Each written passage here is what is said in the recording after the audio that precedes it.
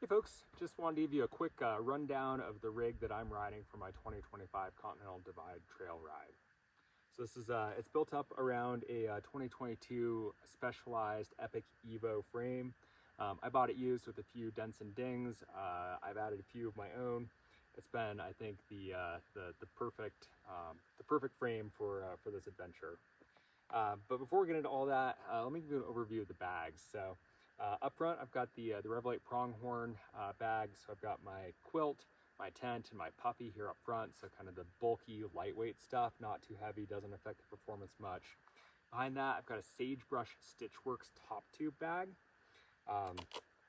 Favorite feature, I've got my Garmin right here up front. The battery doesn't get run down because the antenna always has good exposure to the sky. Behind that, I've got my snack storage. I can get an entire day's worth of snacks in here. And then I refer to this as my garage. I've got my chain rag, I've got my repair tools, I've got my headlamp, all kind of here. Anything that I might need from time to time there on the trail. Here in the middle, I've got a triangle bag by Backcountry Stitchworks, and this is where all the heavy stuff goes. So fuel, stove, mat, power bank, tent stakes, and everything that's heavy goes right here in the middle of the bike. So kind of low center of gravity. And then below that, I've got a Revelate Joey, and that's kind of auxiliary storage. Right now, I've got a 2,500 calorie snack pack in there for tomorrow. When I get to Mexico, I'll be able to throw a 1 liter bottle in there, and sometimes I just collapse it down and it gets out of the way.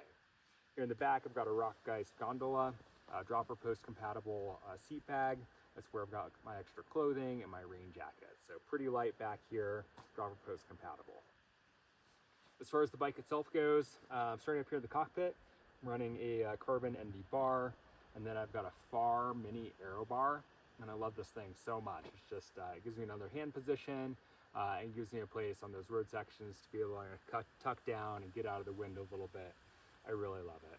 And then I've got my my GPS running watch mounted up here. This provides all my navigation and tracking.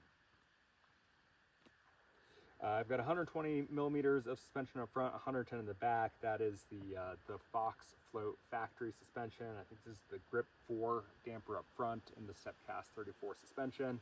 I love it. It's just super responsive and also super lightweight. The drivetrain is set up. I've got a 30-tooth oval chainring up front, which I think has been the perfect compromise. Fast enough on the roads, small enough on the climbs. We've got some E13 carbon cranks, super lightweight, and then the Crank Brothers Egg Beater 11 pedals. The drivetrain itself is Shimano, mostly XT. I think I've got an XTR cassette there in the back. The wheels, this is not the wheel that I started with. Probably is the wheel that I should have started with. It's just a relatively inexpensive alloy wheel. I started with two of these whiskey carbon wheels, cracked one in the back there around Victor. Fortunately, I was able to get this new wheel built up by the Wheel Wrangler. The tires are Maxxis Recon with the Exo Plus protection, so that extra sidewall protection, which, while they're not the fastest rolling tires, I think has been really worthwhile. Stopping power comes from SRAM Guide G2 brakes.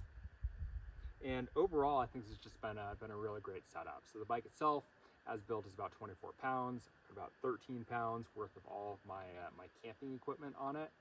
And then I carry all of my food and water in my my running fast packing vest. So that can expand or collapse down as needed based on how much food I'm carrying and how much water I'm carrying. And what stays on the bike is pretty much the same. So overall, I've been really pleased with how everything has come together. It's lightweight, it's responsive, it seems well tailored to the riding conditions, and it's been a great rig.